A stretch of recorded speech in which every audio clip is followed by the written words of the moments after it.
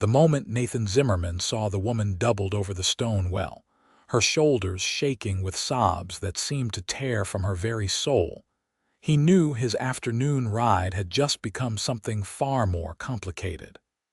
The August heat of 1878 pressed down on St. George, Utah territory like a weight, and most folks had the sense to stay indoors during the worst of it. But there she was, alone and weeping as though the world had ended. Nathan dismounted from his bay gelding, his boots crunching against the dry earth as he approached with caution. A woman's tears were dangerous territory for any man, but his mama had raised him right, and he could not simply ride past someone in such obvious distress. The well sat at the edge of town where the desert began to reclaim what humans had built, a lonely outpost that served the few homesteaders who lived beyond the main settlement. "Madam." His voice came out rougher than intended, unused to much conversation after 3 weeks riding fence lines in the backcountry. "Are you hurt?" The woman jerked upright, spinning to face him with wide eyes that were red and swollen from crying. She could not have been more than 22 or 23, with dark blonde hair that had come loose from its pins and stuck to her damp cheeks. Even with tear-stained features, she was striking in a way that made Nathan forget what he had been about to say next. Her dress was simple calico, faded blue with small flowers, and despite the tears, she held herself with a dignity that spoke of good upbringing. "I am fine," she said quickly, turning away to wipe at her face with trembling hands. "Please just go on your way." But Nathan had already seen too much. The bruise on her wrist, partially hidden by her sleeve, the way she held herself as if expecting a blow, the desperate, hollow look in those hazel eyes that spoke of something far worse than simple sadness. "With respect, madam, you do not look fine." He kept his distance, not wanting to spook her further. "My name is Nathan Zimmerman. I work the Triple Bar Ranch north of here. If someone has hurt you, I can fetch the sheriff." At the mention of the sheriff, something like panic flashed across her face. She shook her head violently. "No. No sheriff. Please, I just needed a moment alone. I will be fine." Nathan had learned to read animals and people in his 26 years, and every instinct told him this woman was in real trouble. He noticed now the small bundle near the well, wrapped in a threadbare shawl. Not much in the way of possessions. Running, then, or thinking about it. "At least let me draw you some fresh water," he offered, moving slowly toward the well. "Heat like this, it is dangerous to be out without drinking your fill." She did not protest, which told him how desperate her situation must be.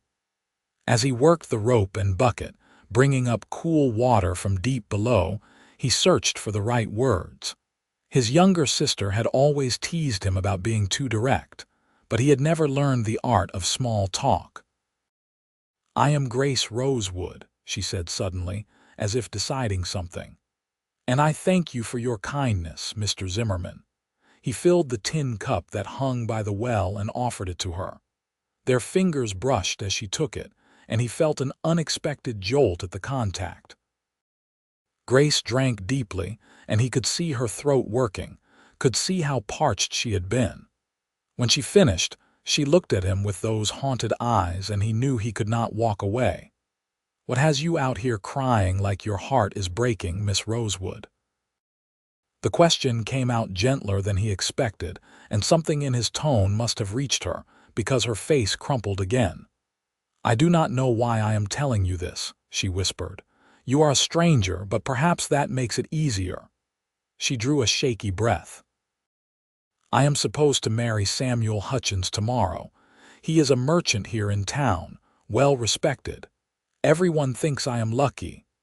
Nathan knew Hutchins by reputation. A man in his 50s who had buried 2 wives already under circumstances that invited whispers but never quite rose to the level of scandal, rich enough that people looked the other way. "But you do not want to marry him," Nathan said. "I have no choice." The words tumbled out now as if a dam had broken. My father died 6 months ago. Fever took him quick. He had debts I did not know about. Mr. Hutchins bought them all, said he would forgive everything if I agreed to marry him. My mother is sick, needs medicine we cannot afford. My younger brother is only 15, still needs schooling. If I refuse Hutchins, we lose everything. The bank will take our house. My mother will die without her medicine. She was shaking now, her hands gripping the cup so hard her knuckles had gone white. But Mr. Zimmerman, I am so afraid. His first 2 wives, they died under strange circumstances. People whisper that he has a temper, that he drinks and becomes violent. I saw the way he looked at me when I agreed to this arrangement, like I was property he had purchased. And I suppose I am. Nathan felt something hot and fierce unfurl in his chest. He had seen injustice before, the way money and power could trap people in impossible situations, but hearing it laid out so plainly, seeing the fear and desperation in this beautiful woman's eyes, it stirred something protective in him that went beyond simple chivalry. "How much?" he asked. Grace blinked at him. "What? How much does your family owe, all told, including what you need for your mother's medicine and to keep you housed and fed?" She stared at him as if he had started speaking another language. "I do not understand why you would ask such a thing. Just tell me." "The debts total $400, she said slowly. "And my mother needs another $50 worth of medicine over the next few months. We need maybe 75 more to see us through to spring when my brother can find work." She laughed bitterly. $525. It might as well be $1 million. Nathan did quick calculations in his head. He had been saving for 5 years, putting aside almost everything he earned beyond basic necessities. He had a dream of buying his own land, starting his own ranch. He had $900 in the bank in St. George, money he had scraped together through hard work and careful living. "I will give you $600, he heard himself say. Grace actually dropped the cup. It clattered against the stone rim of the well and fell to the dust below. "You cannot be serious." "I am entirely serious." He had no idea what he was doing, only that he could not let this woman sacrifice herself to a man who would likely kill her within a year. $600, enough to clear the debts, buy your mother's medicine, and see your family through. "But why?" Her voice had risen, sharp with disbelief. "You do not know me. I am a stranger who you found crying at a well. This makes no sense." Nathan stepped closer and she did not back away. Up close, he could see the golden flecks in her hazel eyes, the delicate arch of her brows. "Maybe it does not make logical sense," he admitted. "But I have that money, and I do not need it as desperately as you do. What I cannot do is ride away knowing I could have helped and chose not to. No one is that generous without wanting something in return." Suspicion and hope warred in her expression. "What would you ask of me?" It was a fair question. Nathan considered it carefully because he knew he had to be honest with her and with himself. "I will not lie and say I do not find you attractive, Miss Rosewood, but I am offering this money freely, no conditions. You use it to free yourself and your family. What you do after that is entirely your choice." Tears were streaming down Grace's face again, but different tears this time. "I could not possibly accept. It is too much. Your dreams, your future, you would be giving them up." "I am 26 years old," Nathan said. "I will earn more." "Dreams can wait. But if you marry Hutchins tomorrow, you might not have a future at all." She was looking at him as if he had descended from the clouds, some miracle she could not quite believe in. Nathan knew he should probably think this through more carefully, consider all the implications, but his gut told him this was right. Some things you just knew deep in your bones. "There is one condition," he said, and watched her face fall. "Not from me, from Hutchins."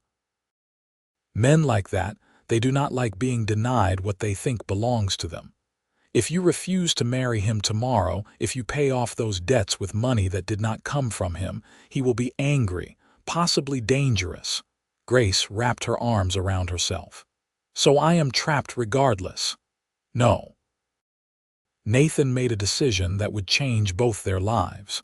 You marry me instead. The words hung in the desert air between them, impossible and absolute. Grace actually laughed, though it sounded slightly hysterical. Have you lost your mind? We met 10 minutes ago. I know it sounds crazy, Nathan said, and he could feel his heart hammering against his ribs. But think about it practical-like. If you just refuse to marry Hutchins, he will come after you and your family. He could make things difficult, maybe even call in those debts some other way. But if you are married to someone else, legally bound, there is nothing he can do. You would be under my protection. But marriage is forever, Grace whispered. You cannot possibly want to tie yourself to a woman you just met. Nathan had been alone most of his adult life. He had courted a girl back in Kansas before his family moved west, but she had married someone else. Since then, he had thrown himself into work, telling himself there would be time for romance later. But looking at Grace Rosewood, with her tear-stained face and desperate courage, he felt something click into place that he had not known was missing. I am not saying it would be a conventional arrangement, he said carefully. We could start as friends, partners helping each other. I need someone to help run the homestead I am planning to build. You need safety and security. We could see where it goes from there, no pressure. You are insane, Grace said, but he could see her actually considering it. This is the most ridiculous thing I have ever heard. Maybe. But is it more ridiculous than marrying a man you know might kill you? That sobered them both. Grace bent to retrieve the cup she had dropped, turning it over in her hands as she thought. Nathan waited, barely breathing. He had never done anything this impulsive in his life, and part of him was screaming that he was making a terrible mistake. But a deeper, quieter part felt absolutely certain that this was exactly what he was supposed to do. I would need to tell my mother and brother, Grace said finally. They deserve to know the truth. Of course. And I would need time to get to know you, to be sure you are not making some terrible sacrifice you will regret. We will take all the time you need. She looked up at him, and for the first time since he had found her, there was something other than despair in her eyes. Why are you really doing this, Mr. Zimmerman? Please, tell me the truth. Nathan thought about how to explain something he did not fully understand himself. My pa died when I was 19, he said slowly. Kicked by a horse, fool accident. He was a good man, worked hard his whole life. On his deathbed, he told me something I never forgot. He said the measure of a man is not what he accumulates, but what he does when someone needs help and no one is watching. No one would know if I rode past you today. No one would blame me for keeping my money and my plans, but I would know. Grace was crying again, silently this time, tears tracking through the dust on her cheeks. I do not deserve this kindness. Everyone deserves kindness, Miss Rosewood. The world just does not always provide it. She took a deep, shuddering breath, and he could see her gathering her courage. If we are going to do this impossible thing, you should call me Grace. Nathan, he offered. Nathan. She tried his name out, and he liked the way it sounded in her voice. If I agree to this, we do it properly. I will not have people saying I ran from one man to another out of desperation or scandal. We court for at least a few weeks. We let people see us together. We give them a reason to believe this is real. But it will be real, Nathan said, surprised by his own conviction. Maybe it started strangely, but that does not mean it cannot become something genuine. Grace searched his face for a long moment, as if trying to read his soul. Whatever she saw there must have satisfied her, because she nodded slowly. Then I suppose we should begin. They spent the next hour sitting by the well, talking. Nathan learned that Grace had been born in St. George, that her father had run a small carpentry business before his death. She loved reading, though she rarely had time for it anymore. She could cook and sew and keep accounts. Her mother had been a schoolteacher before illness forced her to stop working. Her brother, Timothy, was clever with numbers and dreamed of being an engineer someday. Nathan told her about growing up in Kansas, about the drought that had driven his family west when he was 16, about his mother and sister still living in Salt Lake City, where his brother-in-law ran a freight business, about his years working cattle, learning the land, saving every penny toward a future he had barely let himself imagine. As they talked, the sun moved lower and the brutal heat began to ease. Nathan noticed things about Grace beyond her obvious beauty. The way she listened with her whole attention, not just waiting for her turn to speak. The quick intelligence in her eyes. The strength it must have taken to even consider marrying Hutchins to save her family, and the courage it took to trust a stranger offering an alternative. "I should get back," Grace said finally. "My mother will worry, and I need to tell her about this change in plans before word reaches Hutchins." "I will come with you," Nathan said. "I should meet your family properly, and we should present this as a unified decision." Grace looked nervous but nodded. "She is going to think I have lost my mind.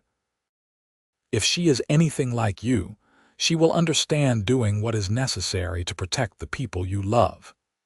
They gathered Grace's small bundle, and Nathan helped her onto his horse before swinging up behind her. It felt natural, the way she leaned back slightly against his chest, trusting him to guide them safely. The ride into town was short, but Nathan was acutely aware of every moment, the warmth of her body, the scent of her hair, the way the evening light turned everything golden. The Rosewood house was small but well kept, with a struggling garden in front and white curtains in the windows. Grace slid down from the horse and waited for Nathan to dismount before walking toward the door with visible trepidation. Inside, the house was simply furnished but clean. An older woman sat in a rocking chair by the window, wrapped in a shawl despite the heat. She looked up as they entered, and Nathan could see Grace in the shape of her face, though illness had carved deep lines and brought a grayish cast to her skin. "Grace, who is this?" A teenage boy emerged from what must have been a bedroom, stopping short at the sight of a strange man in his home.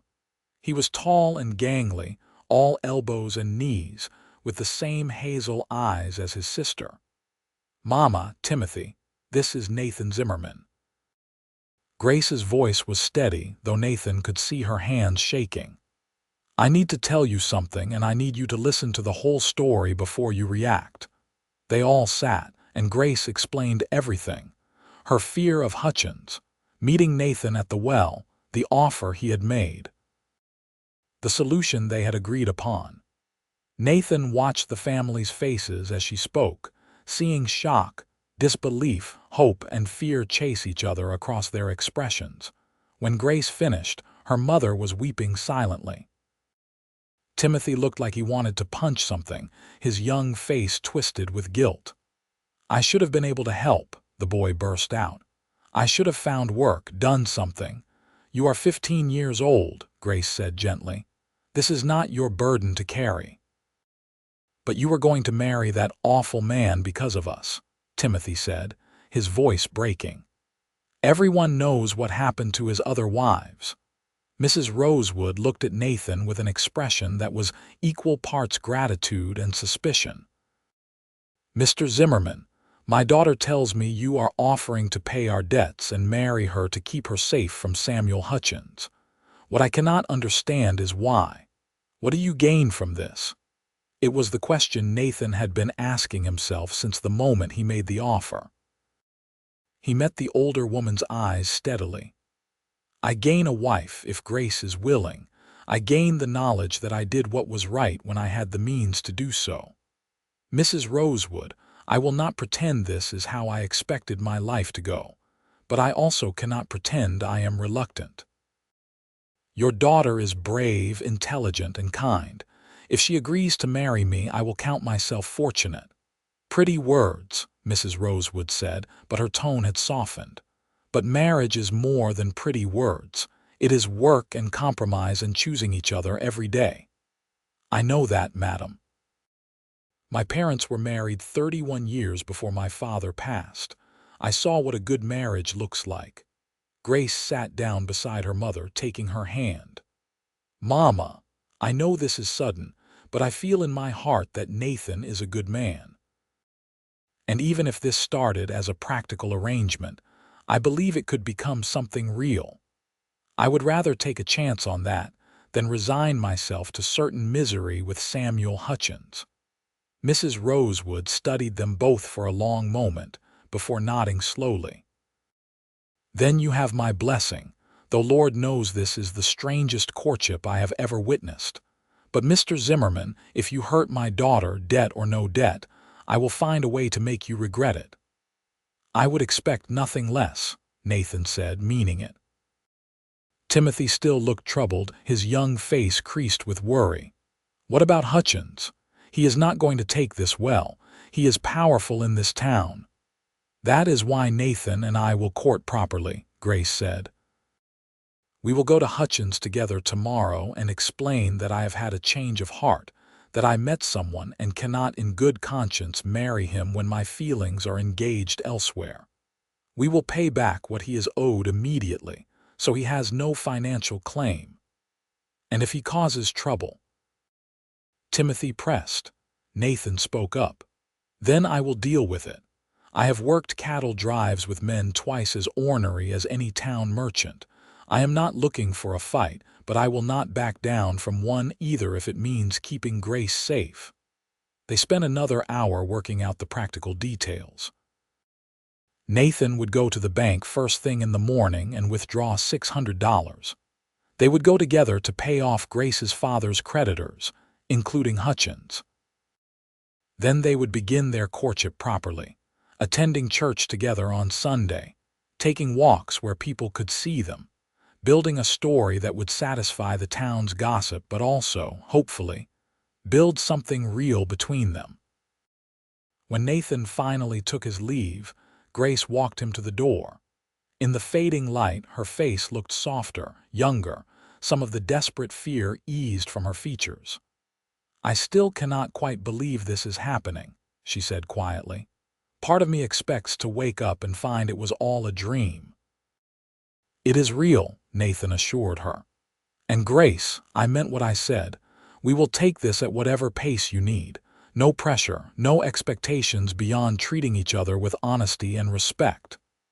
She looked up at him, and for a moment he thought she might cry again, but instead she smiled. It was a small, tentative smile, but it transformed her face. Thank you, Nathan, for everything. I do not think you realize what you have done, what you have given me. Hope, he suggested. Yes, hope. I had forgotten what that felt like. Nathan rode back to the Triple Bar Ranch under a sky turning purple and gold with sunset, his mind whirling with everything that had happened. He had woken up that morning with his life on one clear path, and now he was on a completely different one, and the strangest part was that he felt no regret. Just a sense of rightness, of being exactly where he was supposed to be. The Triple Bar was a good-sized operation run by a man named John Carlson, who had taken Nathan on 5 years ago and treated him fair. Nathan had a small room in the bunkhouse and ate with the other ranch hands, a simple life that had suited him fine until today. When he walked into the bunkhouse that evening, his friend Miguel looked up from the poker game happening at the corner table. "Where have you been? You missed supper."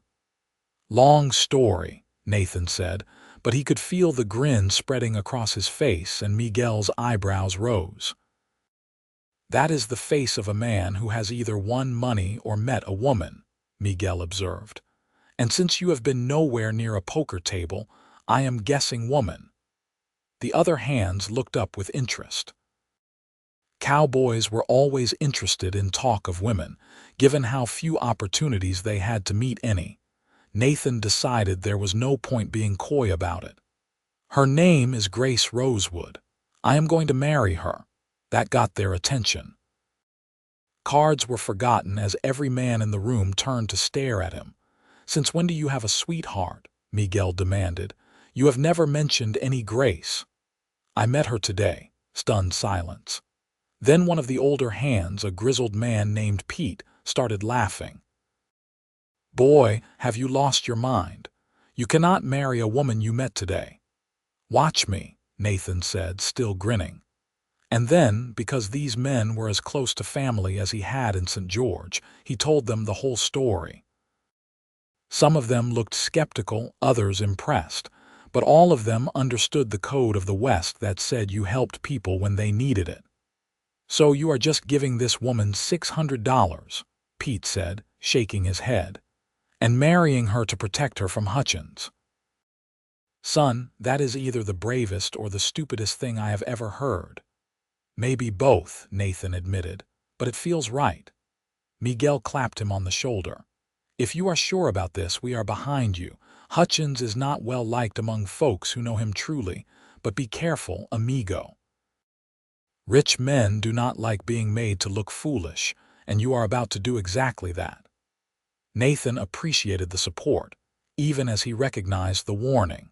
He had never been one to worry too much about what powerful people thought, but he was not naive enough to think there would not be consequences. Still, when he lay down that night in his narrow bunk, his last thought before sleep was of Grace's smile and the way she had said his name. Morning came early, as it always did on a ranch. Nathan was up before dawn, doing his regular chores with half his mind on the day ahead. After breakfast, he requested time off from Carlson, who gave him a long, measuring look before nodding. Heard some interesting rumors last night, Carlson said. You stepping out on us, Zimmerman? Not stepping out, sir, but I am going to be needing to make some changes soon. I will give you proper notice when the time comes. Carlson studied him for another moment before nodding. You have been a good hand. Whatever you are up to, I hope it works out. Nathan rode into St. George with the morning sun warming his back. The town was coming alive, shop owners opening their doors, women heading to market, children running errands. He went straight to the bank, a sturdy brick building on the main street, and withdrew $600. It was the most cash he had ever held at once, and he felt the weight of it both literally and figuratively as he tucked the money carefully into his saddlebag. He found Grace waiting at her house, dressed in her best dress, a light green cotton that brought out her eyes. Her hair was pinned up neatly, and she looked calmer than she had yesterday, though he could see the tension in her shoulders. Ready? He asked. No, she admitted, but let us do it anyway. Their first stop was the general store, where Grace's father had owed $75 for supplies extended on credit during his illness. The store owner was sympathetic and accepted the payment without question. Next was the doctor, who had cared for both Grace's father and mother and was owed another $60. He looked surprised but pleased to be paid. Then came the hard part. Samuel Hutchins ran a dry goods store on the main street, but he also owned several other properties in town and held notes on half a dozen businesses. His store was large and well-stocked, a testament to his wealth and influence. When Nathan and Grace walked in together, Hutchins was behind the counter, adding up accounts in a ledger. He was a big man, running to fat in middle age, with a full beard shot through with gray and small, calculating eyes. When he saw Grace, those eyes lit up with proprietorial satisfaction that made Nathan's hands clench into fists. When he saw Nathan, the satisfaction turned to suspicion. Grace, my dear, Hutchins said, coming around the counter with a smile that did not reach his eyes. I did not expect to see you today. "Is there a problem with the wedding arrangements, Mr. Hutchins? I need to speak with you." Grace's voice was steady, and Nathan felt proud of her courage. "There has been a change in circumstances. I will not be able to marry you tomorrow." The temperature in the room seemed to drop. Hutchins' smile vanished, replaced by a cold, hard expression. "I do not understand. We have an agreement." "Our agreement was that you would forgive my father's debts in exchange for marriage," Grace said. "I am here to pay those debts in full, which fulfills my family's obligation to you." "Who is this?" Hutchins turned his attention to Nathan, looking him up and down with obvious disdain. "Some cowboy you have taken up with. This is Nathan Zimmerman," Grace said, lifting her chin. "And yes, I have been courting him. I cannot marry you, Mr. Hutchins, when my heart is engaged elsewhere."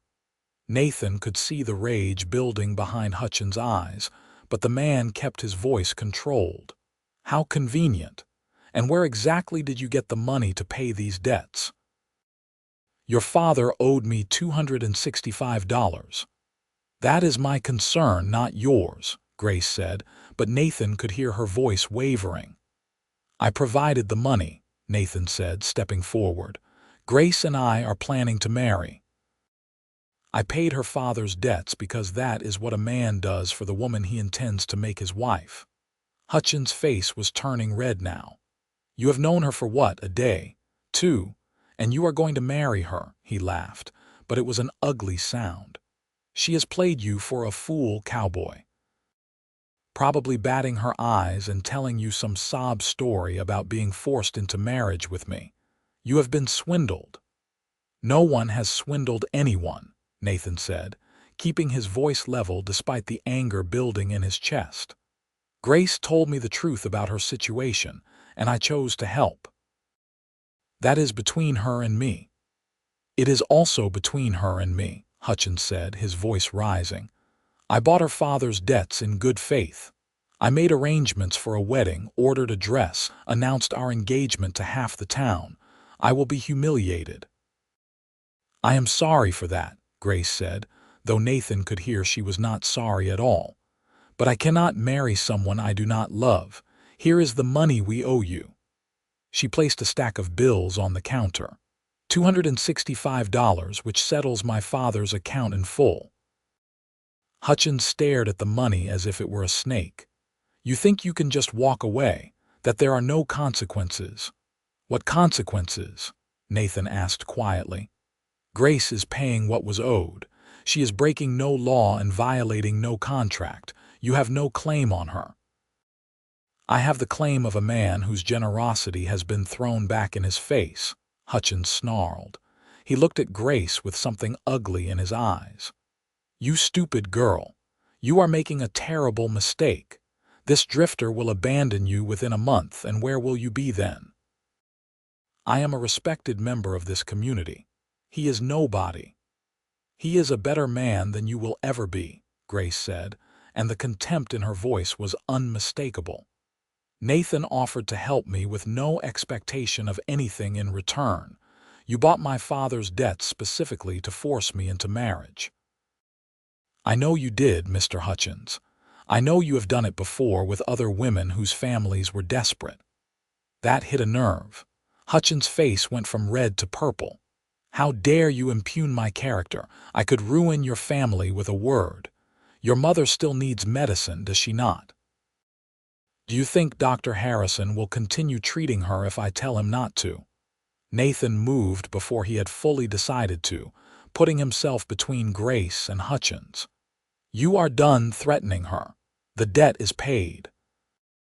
You will accept the money, and you will leave the Rosewood family alone, or we will have a problem that goes beyond words." For a moment, violence hung in the air between them. Hutchins was bigger, but Nathan was younger and had spent his life doing physical labor. More importantly, Nathan had right on his side, and they both knew it.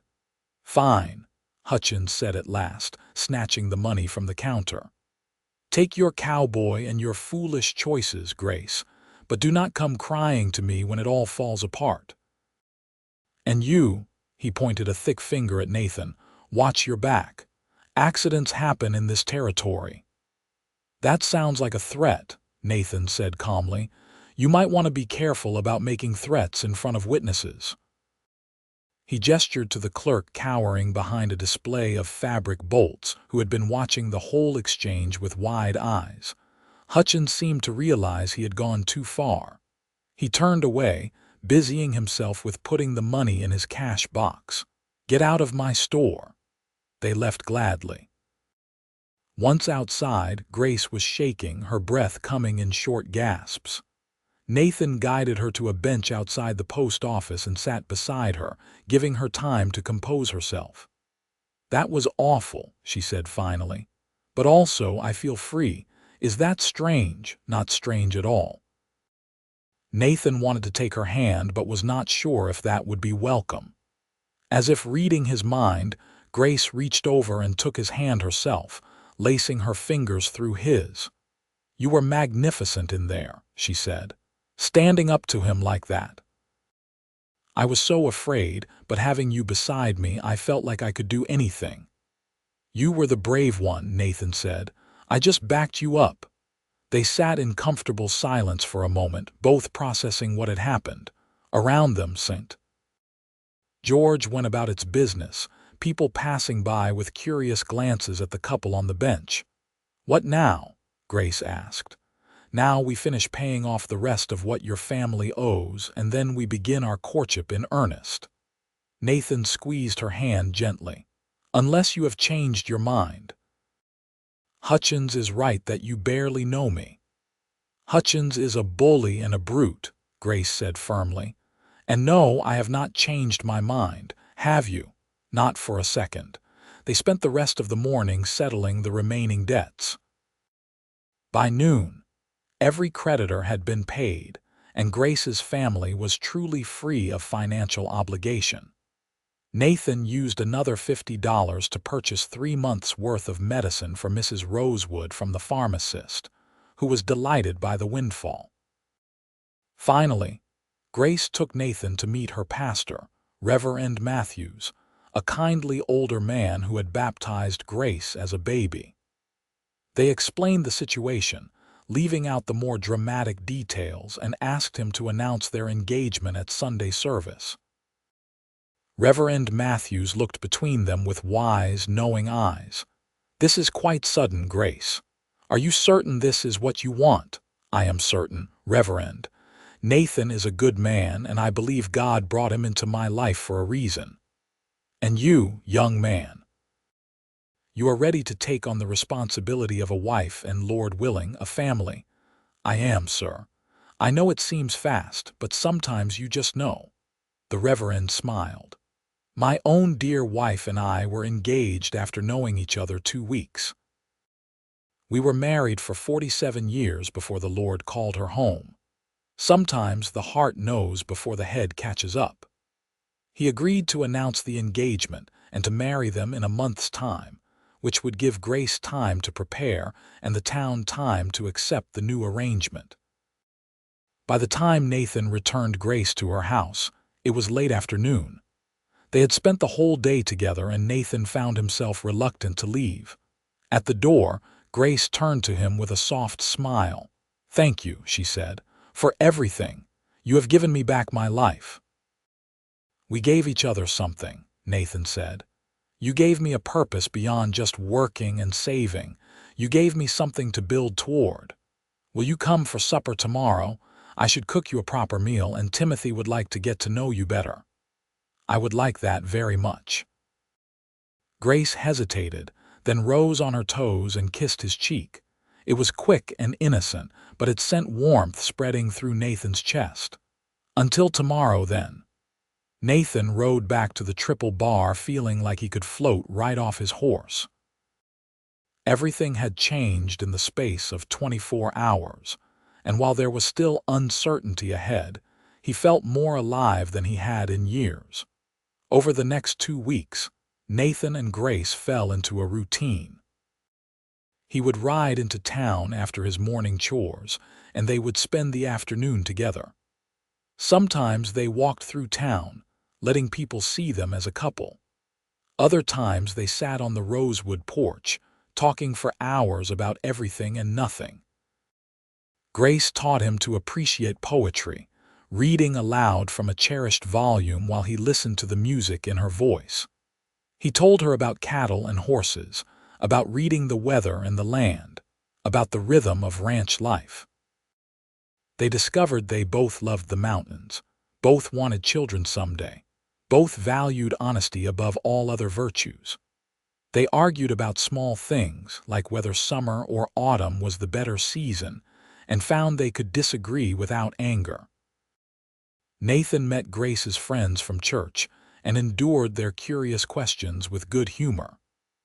Grace came out to the Triple Bar one Sunday and let Nathan teach her to ride better, laughing when her horse trotted unexpectedly and she had to grab the saddle horn. Through it all, they were watched. The whole town watched, curious about this whirlwind romance. Most people seemed happy for Grace, especially the women who had heard whispers about Hutchins. But there were some who sided with the merchant, who thought Grace had acted improperly in breaking her agreement. Those people whispered that she was fickle, that Nathan must have seduced her. Hutchins himself kept a low profile, but Nathan sometimes saw him watching from across the street or from his store window, his face dark with anger. Once, late at night when Nathan was leaving the Rosewood house, he was certain someone followed him for a while before melting back into the shadows. He stayed alert, never letting his guard down completely. 3 weeks after their first meeting, Nathan took Grace on a picnic up into the Red Rock Canyons outside St. George. It was a beautiful September day, the terrible heat of summer finally breaking into milder weather. They spread a blanket on a flat rock overlooking a vista of tumbled red stone and distant purple mountains, and Grace unpacked the lunch she had prepared: fried chicken, biscuits, apple pie. "This is beautiful," Grace said, gazing out at the landscape. "I have lived here my whole life and never come up this high." "I found this spot last spring," Nathan said. "I come here sometimes when I need to think. What do you think about?" "The future, mostly. What I want my life to look like." He turned to look at her. "Though lately, I have been thinking about how wrong I was about what I wanted." "How so?" "I thought I wanted land and cattle and solitude, building something from nothing on my own terms." He took her hand, marveling as he always did at how right it felt. "But I was missing the most important part, someone to build it with, someone to share it with." Grace squeezed his hand, her eyes bright. "I thought my life was over. I thought I would marry Hutchins and just endure until it finally ended. I had given up on happiness, on love, on everything that makes life worth living, and then you appeared like something out of a fairy tale." "I am no prince," Nathan said with a smile, "just a cowboy who happened to ride past a well at the right moment." "The exactly right moment," Grace agreed.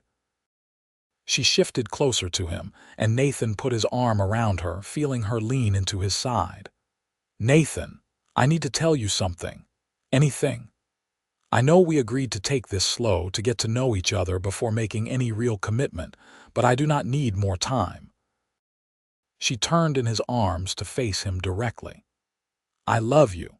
I think I started falling in love with you that first day when you offered to give up your dreams so I could be free, and every day since has just made me more certain."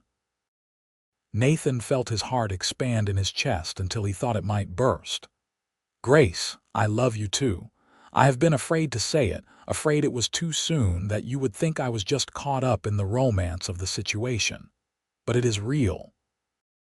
You are real, and what I feel for you is the realest thing I have ever known." He kissed her then, properly, and it was nothing like the chaste peck on the cheek she had given him before. It was deep and sweet and full of promise, and when they finally broke apart, they were both breathing hard. "Marry me," Nathan said. "Not because of debts or protection or practical arrangements. Marry me because you love me and I love you and we want to build a life together." "Yes," Grace said, laughing and crying at the same time. "Yes, yes, absolutely yes." They sat holding each other as the sun moved across the sky, talking about their future. Nathan told her about the land he had been looking at, a section of valley north of St. George with good water and grazing. He still had enough saved for a down payment, and the owner was willing to extend reasonable terms for the rest. "We can build a house there," he said. "Start with something small and add on as we need to. I can run cattle, maybe some horses. It will be hard work, but we will have something that is ours." "Our own place," Grace said wonderingly. "I can plant a garden, maybe some fruit trees. We could have chickens. Oh, and we should have a big porch so we can sit outside in the evenings." "A big porch," Nathan agreed, loving the way her eyes lit up as she planned their future. "And we will need to build a small house nearby for your mother and Timothy, at least until he is old enough to go off on his own." Grace pulled back to look at him in surprise. "You would do that?" "Grace, they are your family. That makes them my family too. Of course we will make sure they are taken care of." She kissed him again, fierce and grateful. "How did I get so lucky? I ask myself the same thing every day." They returned to town in the late afternoon, both of them glowing with happiness. Nathan walked Grace to her door, where they found Timothy waiting on the porch with a worried expression. "Grace, you need to hear this," the boy said immediately. "I was in town earlier, and I heard Hutchins talking to some men outside the saloon. He was saying terrible things about you and Mr. Zimmerman." "What kind of things?" Nathan asked, his good mood evaporating. "He is telling people that Grace was promised to him, that you stole her away. He is saying you are a con man, that you will take what you want and leave her ruined." Timothy looked miserable. "Some people are believing him. I heard Mrs. Johnson saying maybe Grace should have honored her commitment." Grace's face had gone pale. "He is poisoning people against us." "Let him talk," Nathan said, though anger was building in his gut. "The truth will out, and people who know you will not believe his lies." "You do not understand how this town works," Grace said. "Hutchins has money and influence. If he turns enough people against us, it could make life very difficult. Shopkeepers might refuse to sell to us. The bank might not extend you credit for land. He could destroy our plans without ever lifting a hand in violence." She was right, and Nathan knew it. In a small town, reputation was everything, and a few well-placed rumors could ruin someone. He had seen it happen before. "Then we fight back the only way we can," Nathan said. "With the truth and by living our lives openly and honestly. We have done nothing wrong, Grace. We have nothing to hide." But over the next few days, Hutchins' campaign became more aggressive. Nathan heard from friends that the merchant was offering discounts to people who sided with him, subtle bribes to turn opinion. He was painting Grace as a heartless woman who had taken advantage of his generosity, and Nathan as an opportunistic drifter. A few people confronted Nathan directly. One afternoon in the Mercantile, a woman he barely knew loudly announced that she thought it was shameful how some women conducted themselves. The clerk at the land office, who had been friendly before, now treated Nathan with cool professionalism that bordered on hostility. The worst moment came when Nathan and Grace arrived at church on Sunday to find a group of people clustered near the door, clearly talking about them. The conversation stopped when they approached, but the looks ranged from curious to disapproving. Inside, Reverend Matthews made the announcement of their upcoming wedding, but the response was muted. After the service, several of Grace's friends came to congratulate them, but others gave them a wide berth. Nathan noticed Hutchins sitting in a back pew, a satisfied smile on his face. "This is my fault," Grace said quietly as they walked back to her house. I should have anticipated that he would do this. You did nothing wrong, Nathan insisted. Hutchins is trying to punish you for not bending to his will, but we will not let him win. That evening, sitting with Grace's family around the dinner table, they discussed the situation seriously. Mrs. Rosewood, looking frail but determined, spoke up. "Perhaps you should postpone the wedding," she said. "Wait until the gossip dies down and people have moved on to other things." "No," Grace said firmly. "That is exactly what Hutchins wants. He wants us to doubt ourselves, to be afraid. I will not give him that power over us."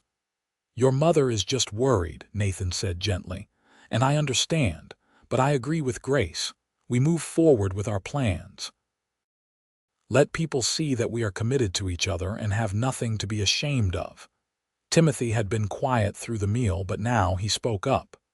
"I could do something. People talk around kids like we are not there.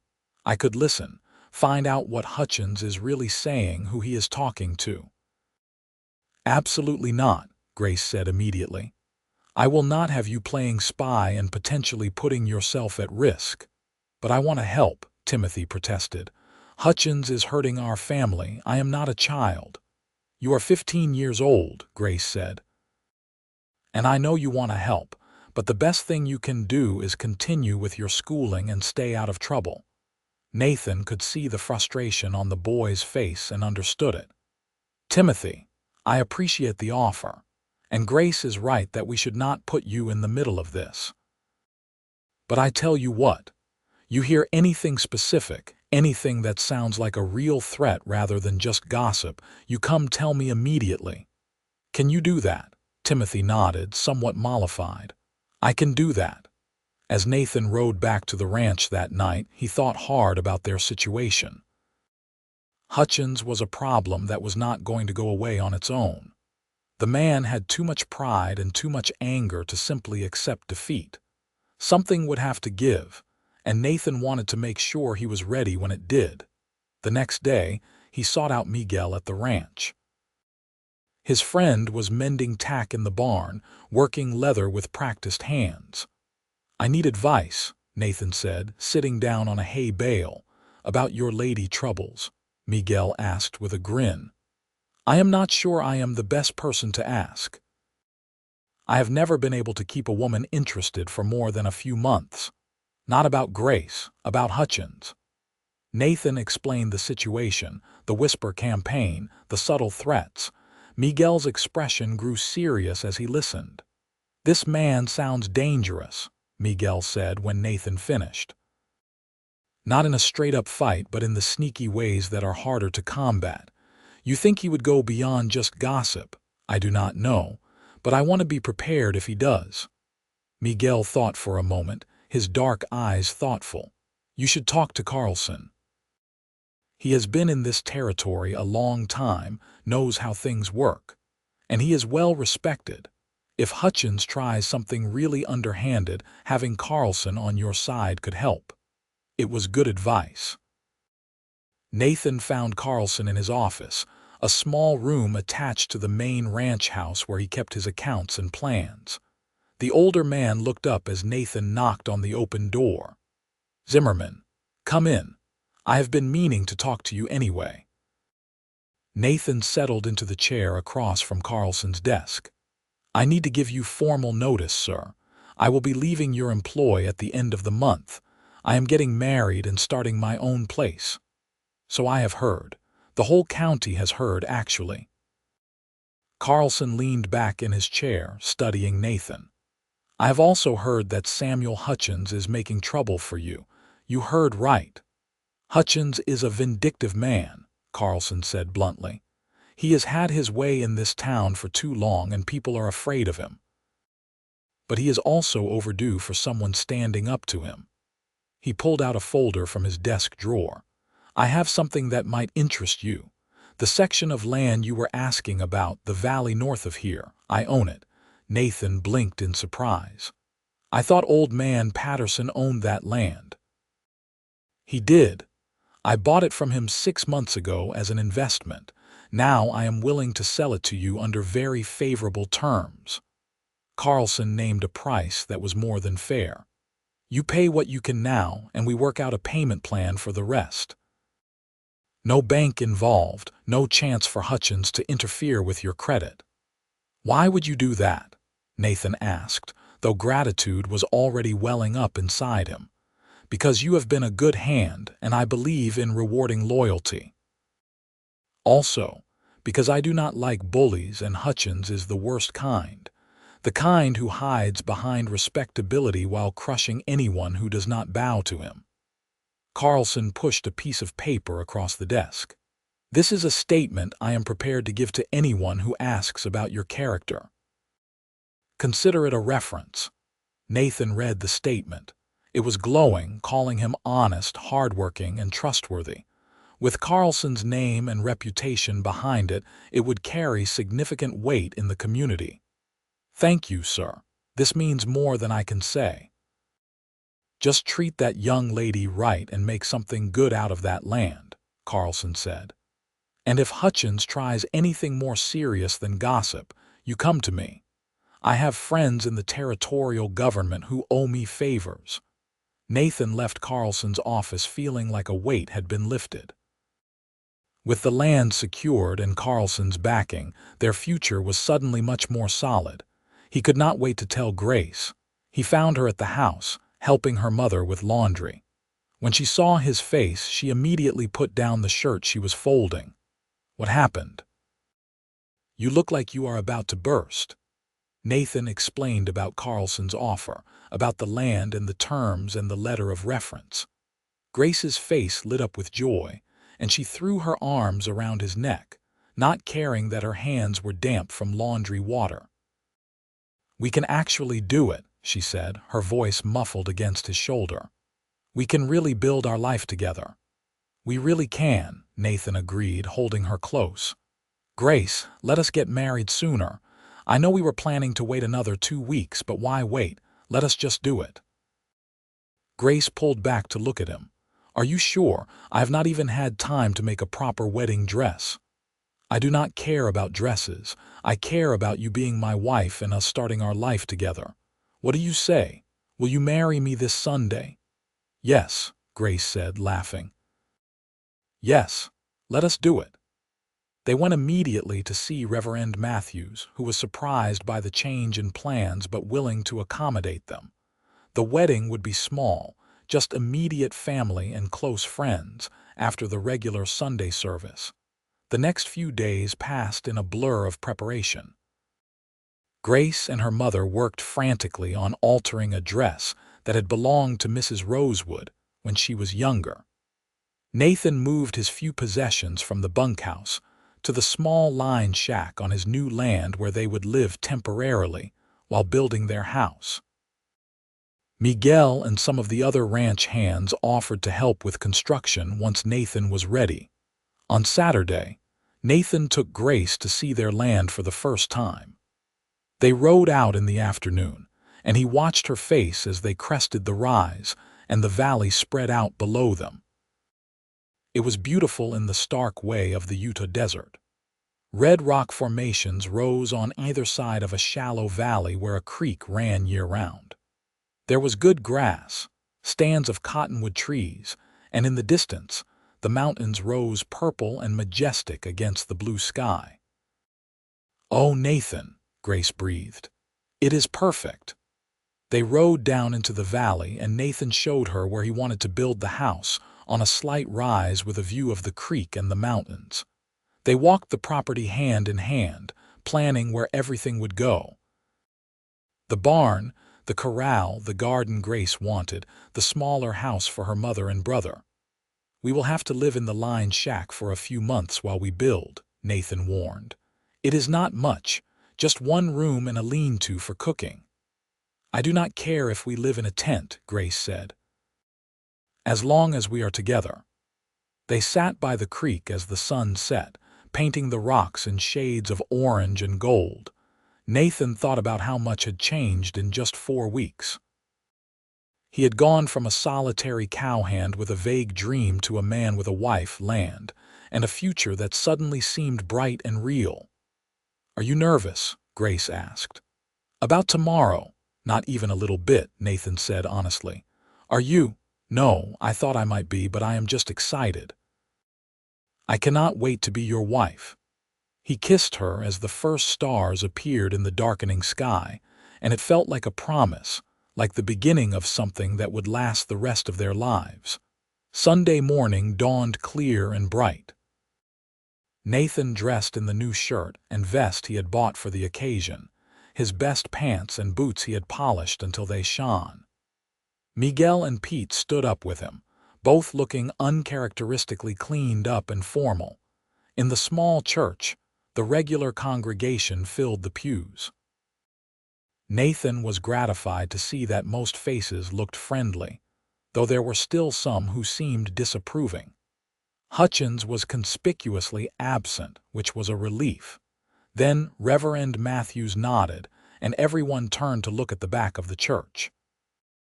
Grace appeared in the doorway, and Nathan's breath caught. She was beautiful in the ivory dress, her hair pinned up with small flowers woven through it. Her mother walked beside her, too frail to make it down the aisle alone, but determined to see her daughter married properly. Grace's eyes found Nathan's, and the smile that spread across her face was radiant. He could not look away from her as she walked toward him, step by slow step. When she reached the front and took his hands, they were both grinning like fools. Reverend Matthews began the ceremony, his voice warm and familiar as he spoke about love and commitment and the joining of two lives. Nathan barely heard the words, too caught up in looking at Grace, in the feel of her hands in his, in the profound rightness of this moment.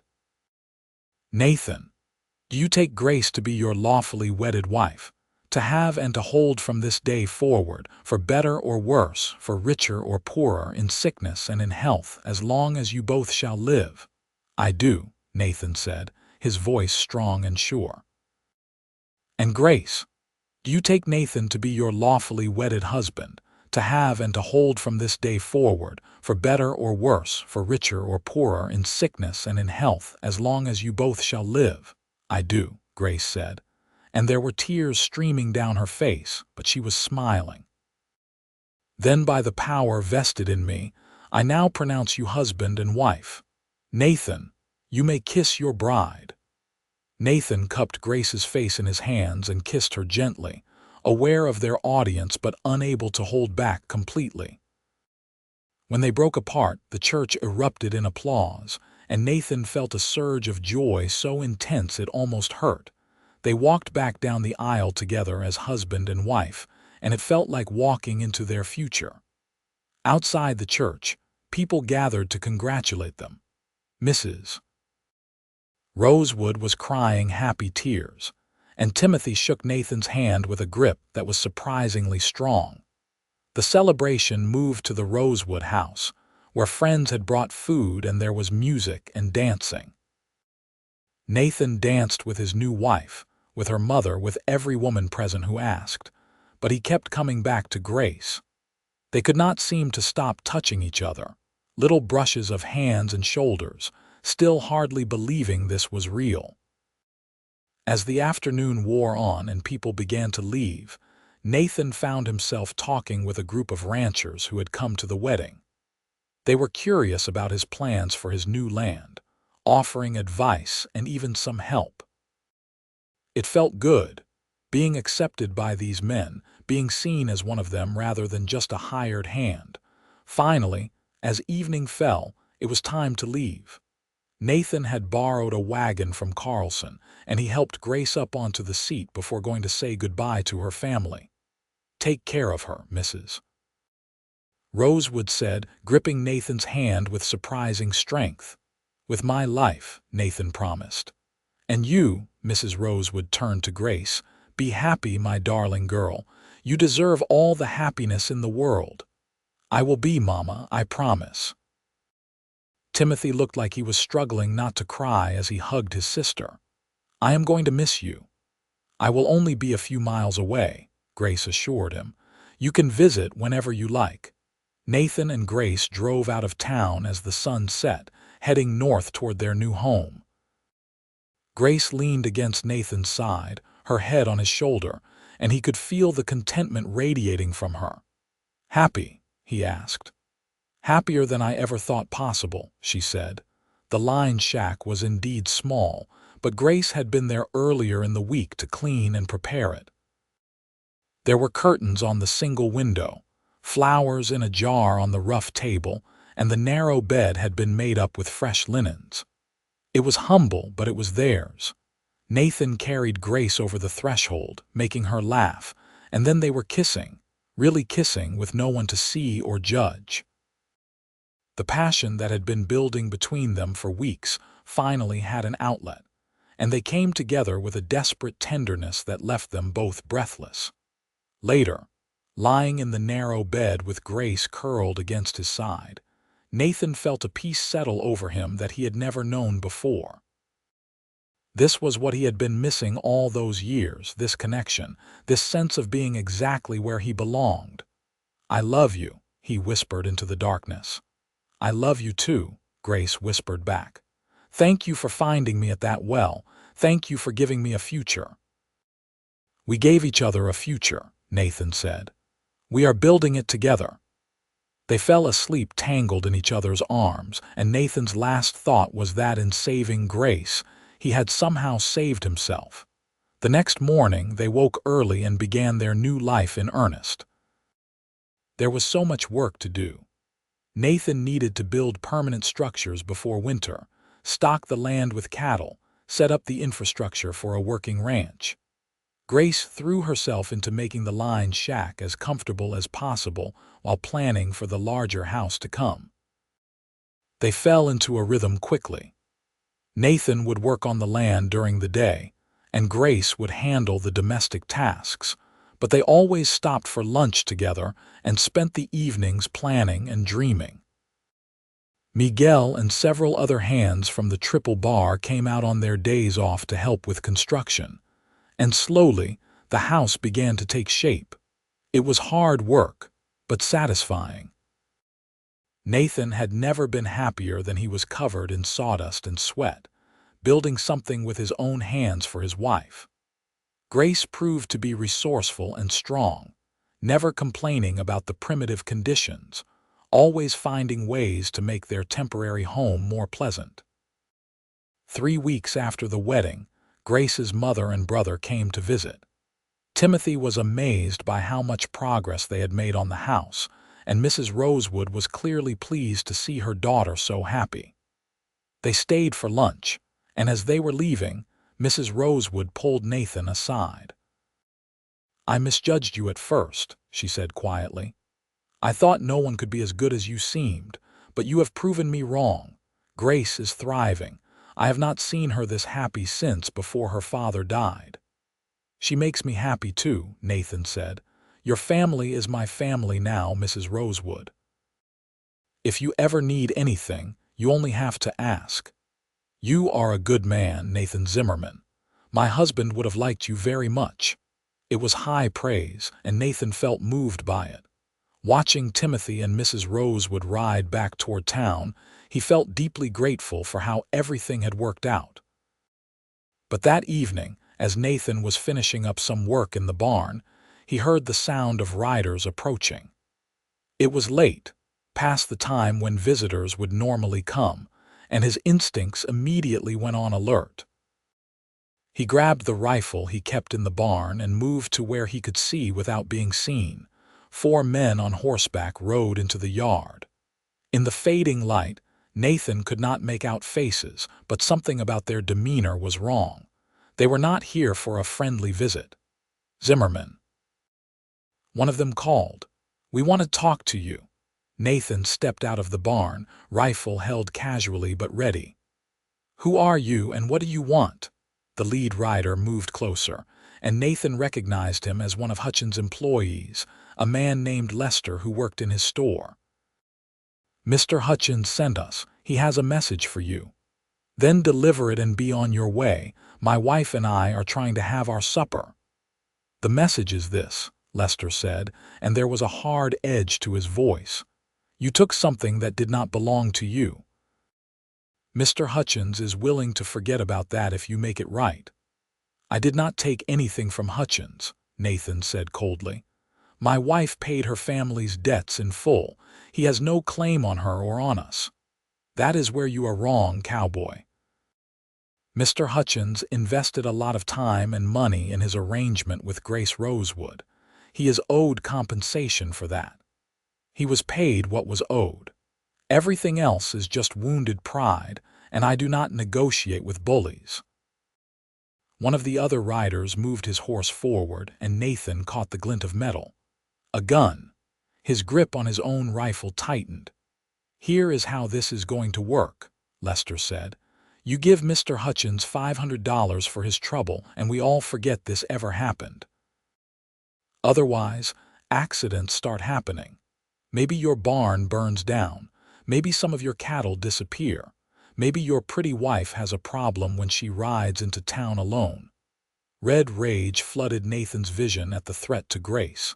He raised his rifle, pointing it directly at Lester. Get off my land.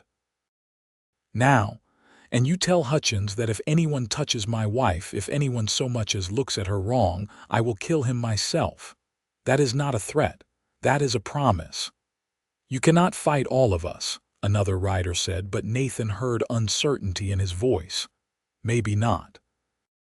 But I will damn sure take at least 2 of you with me, and Lester, you will be first. So ask yourself if Hutchins is paying you enough to die over this. There was a long, tense moment where violence hung in the balance. Then Lester backed his horse up slightly. You are making a mistake. Hutchins does not forget, and he does not forgive. Neither do I. Get off my land. The 4 riders turned and rode away, but not quickly. They went slowly, defiantly, making it clear this was not over. When they were out of sight, Nathan lowered his rifle, realizing his hands were shaking. Grace came running from the cabin. Nathan, what happened? I heard shouting. He caught her in his arms, holding her tight. Hutchins sent some men to threaten us. They are gone now. Grace pulled back to look at him, fear stark in her eyes. This is not going to end, is it? He is going to keep coming after us. I do not know, Nathan admitted. But we are not giving in, and we are not running. This is our land, our home. We have a right to be here. But as they went back inside, Nathan's mind was racing. Hutchins had escalated from gossip to direct threats. What would he do next? Nathan needed to be smart about this, needed to protect Grace without doing something that would land him in jail or worse. The next morning, Nathan rode into town early. His first stop was the sheriff's office. Sheriff Tom Bridger was a grizzled man in his 60s who had been keeping the peace in St. George for 20 years. He listened without interrupting as Nathan described the previous night's encounter. That sounds like Lester Cobb and his crew, Bridger said when Nathan finished. They are hired muscle for Hutchins, do his dirty work. But the problem is, they did not actually do anything. Making threats on private property at night, I could bring them in for questioning, but without witnesses it is just your word against theirs. So I am supposed to just wait until they actually do something, until they hurt Grace or burn down my barn. I am not saying that, Bridger said. I am saying we need to be smart. I will have a talk with Hutchins, make it clear that I am watching. And you need to keep yourself protected out there. Don't leave Grace alone if you can help it. If anything else happens, come tell me right away. It was not the answer Nathan wanted, but he recognized it was the best he was going to get. The law could only do so much, especially when the accused was a rich man with influence. His next stop was the telegraph office. He sent a wire to his sister in Salt Lake City, explaining the situation and asking if her husband knew any lawyers who dealt with territorial matters. If Hutchins tried anything legal, Nathan wanted to be prepared. Finally, he stopped by the Rosewood house to check on Grace's family and warn them about the situation. Mrs. Rosewood looked frightened, but Timothy's jaw set in a hard line. I am going to help, the boy said. Do not try to stop me. "Timothy," Nathan began, but the boy cut him off. "Grace is my sister. You are family now. I am not going to hide while you deal with this alone." He was trying so hard to sound mature, to be the man he thought he needed to be, and Nathan remembered being 15 and feeling the same desperate need to prove himself. "All right," Nathan said. "Here is what you can do. Keep your ears open. If you hear anything about Hutchins planning something, you tell me immediately. And you watch over your mother, make sure she is safe. Can you do that?" Timothy nodded, looking relieved to have a purpose. Nathan spent a few more minutes with Mrs. Rosewood, reassuring her that they would be fine, and then headed back to the ranch. Over the next week, tension hung over everything. Nathan kept his rifle close and made sure Grace stayed near the house. He was hyper-aware of every unusual sound, every movement in the distance. It was exhausting, this constant vigilance, but necessary. Then, 5 days after the confrontation, Nathan woke to the smell of smoke. He was out of bed and grabbing his rifle before he was fully conscious, his heart hammering. Grace woke behind him, confused and frightened.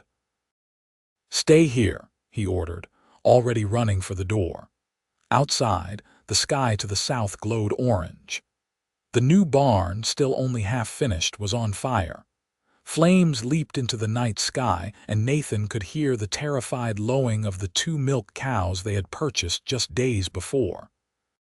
He ran toward the barn, knowing it was already too late to save the structure but desperate to get the animals out.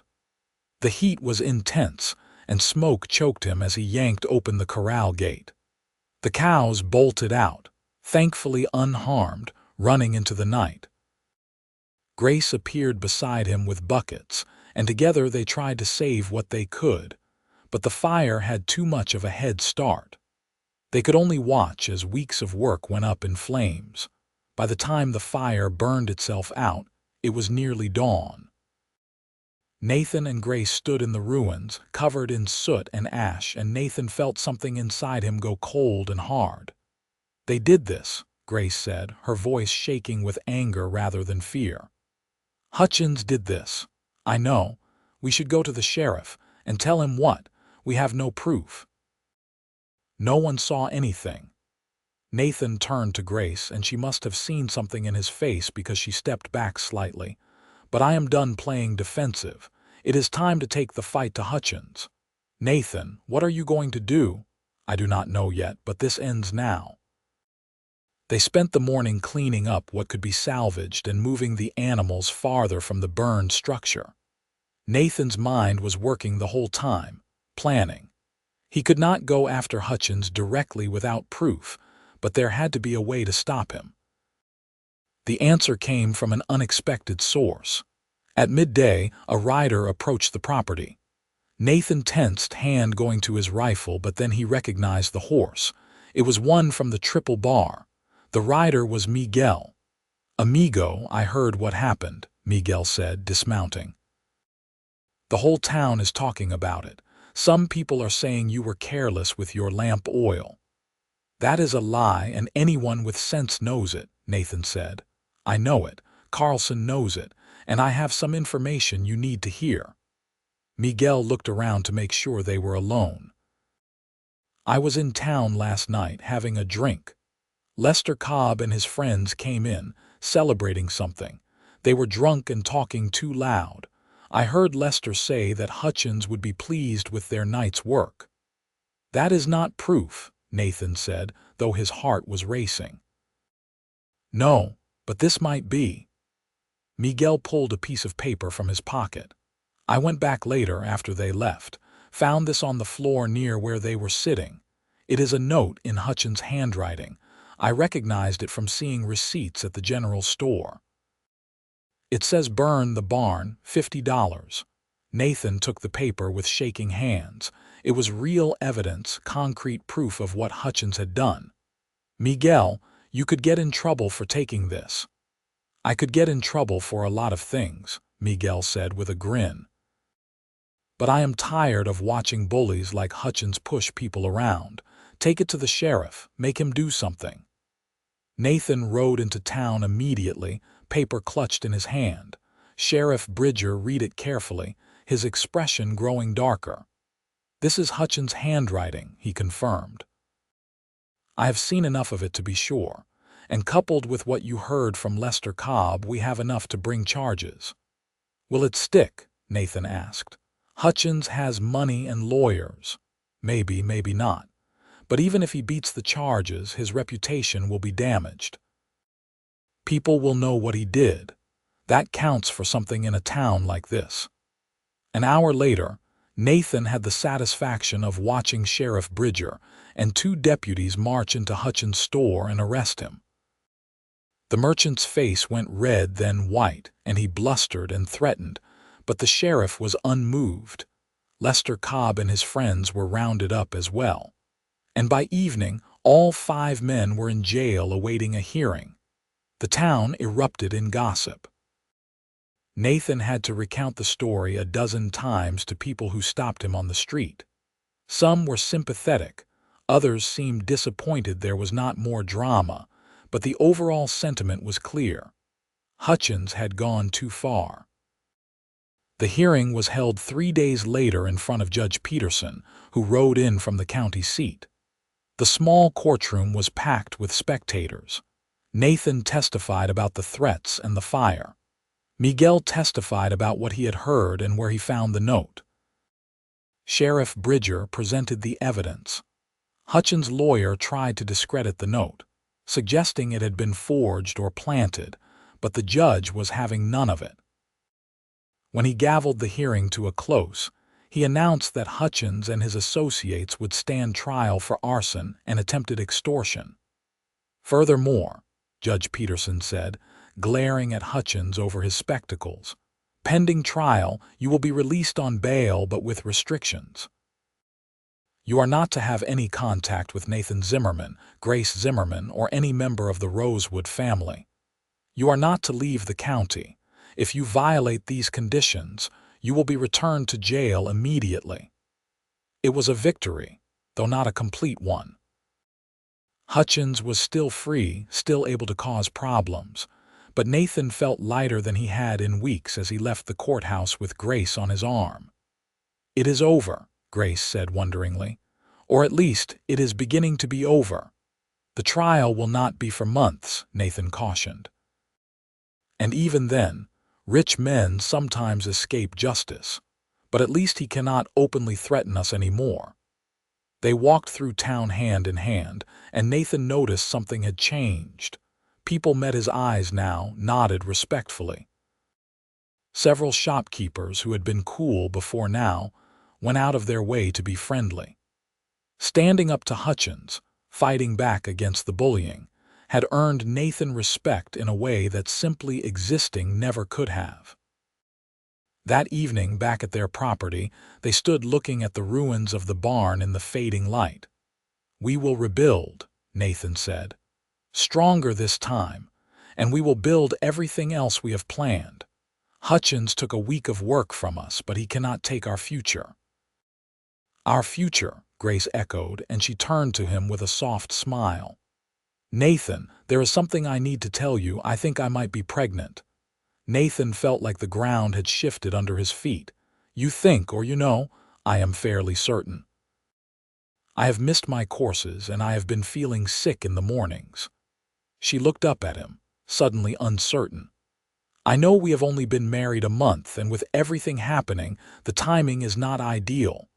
Nathan swept her up in his arms, spinning her around until she laughed. "The timing is perfect. Everything about us is perfect.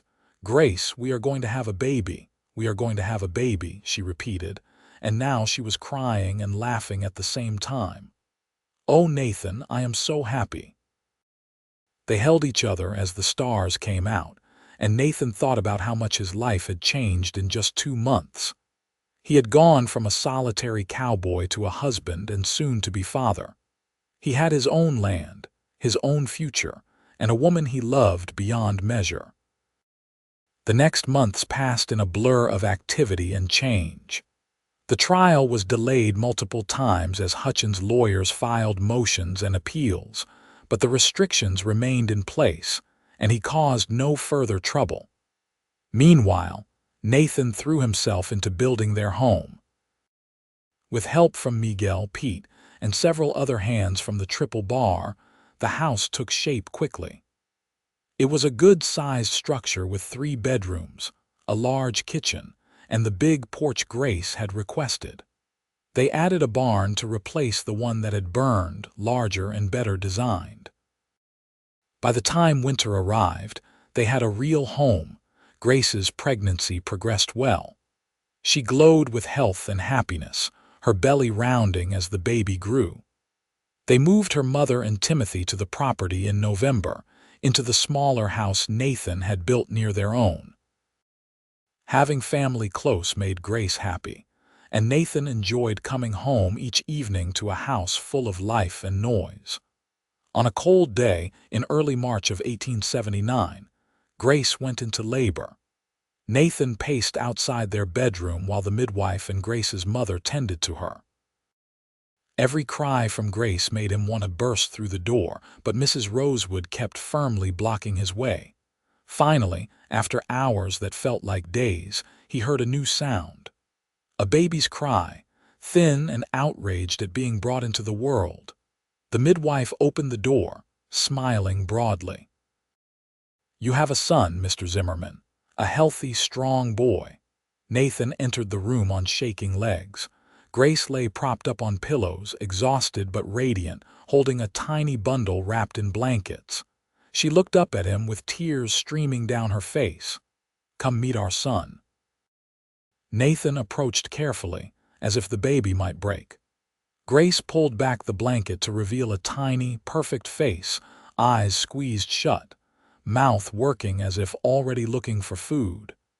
The baby had a shock of dark hair and skin flushed pink with life.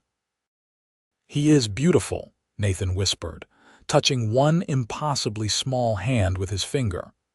The baby's hand closed around his finger with surprising strength, and Nathan felt his heart expand impossibly further. "What should we name him?" Grace asked. They had discussed names endlessly over the past months but never quite decided. Now, looking at his son, Nathan knew. James Robert, after both our fathers." "James Robert Zimmerman," Grace said, trying it out. "It is perfect." Nathan sat on the edge of the bed, his arm around Grace, the two of them watching their son sleep. He thought about how he had almost missed this, how if he had ridden past that well 9 months ago without stopping, none of this would exist. Grace would have married Hutchins and probably died.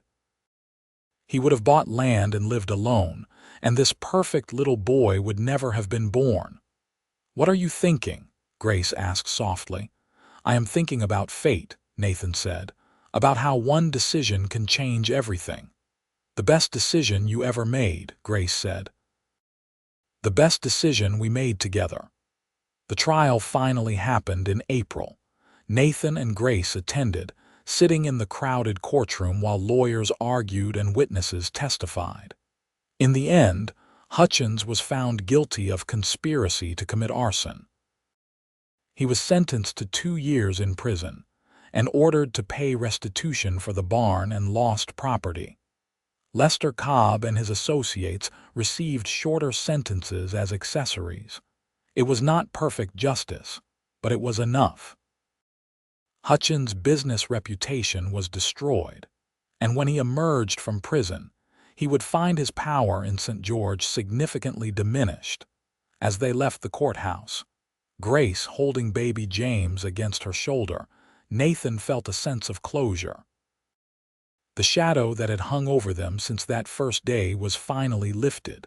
Life settled into a comfortable rhythm. The ranch prospered as Nathan worked hard and made smart decisions about stock and land management. Grace proved to be an excellent partner, managing the household accounts and helping with strategy. Timothy, who came to live with them after finishing school, showed a real aptitude for working with horses and became an invaluable helper. Mrs. Rosewood's health slowly improved with good food, clean air, and the medicine they could now easily afford. She spent her days looking after James and helping Grace with household tasks, content to be surrounded by family. On their first wedding anniversary, Nathan took Grace back to the spot where he had proposed, the high place with the view of the valley. They sat on the same rock, Grace cradling 1-year-old James in her lap, and looked out over the land they had built together.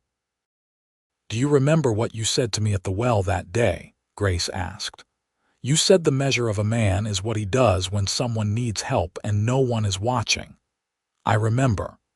You have exceeded that measure every day since. You did not just help me, Nathan. You built a whole life with me. You gave me back my future and made it more beautiful than I ever imagined it could be." "We built it together," Nathan said. "And Grace, I need you to know something. That day at the well, I told myself I was being noble, helping someone in need. But the truth is, you saved me too. I was living half a life, working towards some vague future that did not really mean anything. You gave me purpose and love and a reason to build something lasting." They kissed as their son babbled happily between them, and in the distance, the valley spread out in the spring sunshine, green and full of promise. The years passed with the comfortable rhythm of a life well lived. Grace and Nathan had 3 more children, 2 daughters and another son. The ranch grew and prospered, becoming one of the most successful operations in southern Utah. Nathan became a respected voice in the community, often called upon to mediate disputes or offer advice. Grace never lost her love of reading and eventually started a small lending library for the women of St. George, hosting weekly gatherings at their home where they would discuss books and current events. She became known for her kindness and wisdom, and many young women came to her for advice. Timothy eventually left to pursue engineering, just as he had dreamed. He returned often to visit, always marveling at how much the ranch had grown. Mrs. Rosewood lived to see all her grandchildren born and passed away peacefully in her sleep when James was 12, surrounded by the family she had feared losing. On a warm summer evening in 1895, Nathan and Grace sat on their porch, watching the sunset paint the mountains in shades of gold and purple. Their children were grown now, starting their own lives, though they stayed close. James was courting a girl from town. Their eldest daughter worked as a teacher. The younger children were still at home, but independence was on the horizon. "Do you ever think about what our lives would have been like if you had just ridden past that day?" Grace asked, taking Nathan's hand. "Never," Nathan said immediately, "because this is the only life I can imagine now, the only one I want." "I think about it sometimes," Grace admitted. "And I am so grateful you stopped, so grateful you saw me and decided I was worth saving. Grace, look at me." Nathan turned to face her fully, taking both her hands in his. They were older now, with gray in their hair and lines on their faces, but when he looked at her, he still saw the beautiful woman crying by the well. "You were always worth saving, but more than that, you were worth loving. You are worth loving. Every day I wake up beside you, I thank God that I was in the right place at that right time." "We saved each other," Grace said, her eyes bright with tears, "and we built something beautiful." They sat in comfortable silence as the stars began to emerge, 2 people who had found each other by chance or fate or providence, and who had chosen each other every day since. The well where they met was still there, on the edge of town, and sometimes young couples would visit it, having heard the story of the cowboy and the girl who found love in the most unlikely of circumstances. Their story became something of a legend in St. George, told and retold with varying degrees of accuracy. But the truth was simpler and more profound than any legend. 2 people had needed each other at the right moment, had been brave enough to take a chance on love, and had built a life that honored that first impossible decision. Nathan and Grace Zimmerman lived out their days on the ranch they had built, surrounded by children and grandchildren, anchored by a love that had been tested by fire and had emerged stronger. When Nathan passed away in 1918, just short of his 67th birthday, Grace held his hand and whispered the same words she had said on their wedding day. "Thank you for finding me." Grace followed him 2 years later, and they were buried side by side on a hill overlooking their valley, under a simple marker that read, "Together they built a life of love." Their children and grandchildren continued the ranch, and the Zimmerman name became synonymous with integrity and hard work in southern Utah. But more than any material legacy, what they left behind was proof that love can emerge from the most unlikely circumstances, that kindness is never wasted, and that sometimes all it takes to change a life is being willing to stop and help when someone needs it most. The well still stands on the edge of St. George, though the town has grown and changed around it. And sometimes, on quiet evenings, if you listen closely, you can almost hear the echo of a woman's tears and a cowboy asking if she needs help. It is a reminder that every day, every moment, we are given opportunities to change lives, including our own. All we have to do is be brave enough to take them.